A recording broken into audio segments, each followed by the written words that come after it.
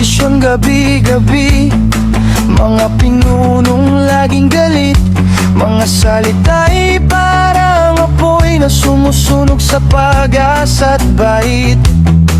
Sa Senado'y watak-watak, hindi malaman ang katotohanan. Sino ba ang tunay na tapat at sino ang may pansariling dahilan? Bangayan at sumbatan, patutsada at parinigan, habang ang bayan ay naliligaw sa gitna ng kaguluhan. Pilipinas, may pag-asa ka pa ba? Mga Pilipino'y kailan giginhawa? Sa gitna ng ingay at kaguluhan, nasaan ang tunay na paglilingkod sa bayan? Panginoon, gabayan mo kami.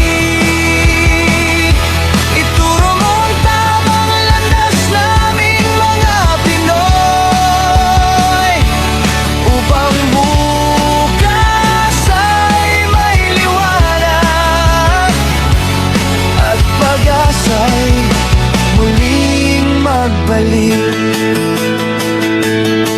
Pati Pangulo't Vice-Presidente hindi magkasundo sa adhikain, habang ang mga tao sa lansangan patuloy na naghihirap at nananalangin.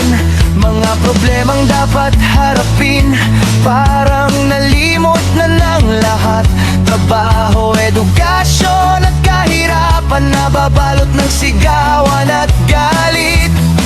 Nakakapagod ng manood ng paulit-ulit na bangayan, habang ang ordinaryong Pilipino ay tahimik na lumalakbong.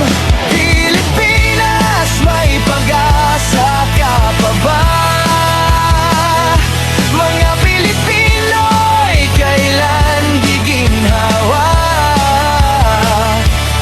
Sa gitna ng ingay at kaguluhan, nasaan ang tunay na paglilingkod sa bayan? Panginoon, gabayan mo kami.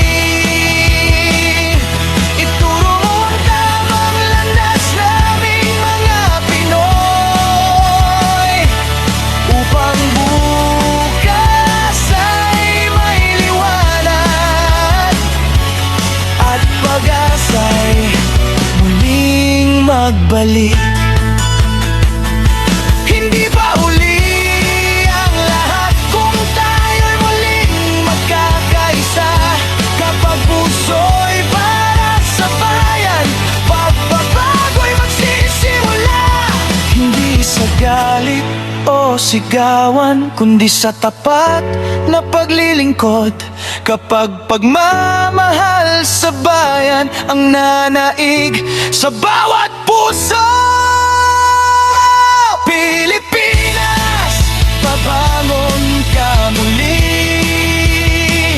Kahit sugatan ang ating lahi, kapag ang Diyos ang siyang gabay, may liwanag tayong matatanaw balang araw.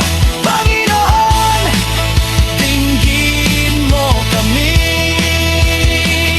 Mga pusong pagod at nalilito, gabayan mo ang sambayanan, tungo sa maunlad na kinabukasan.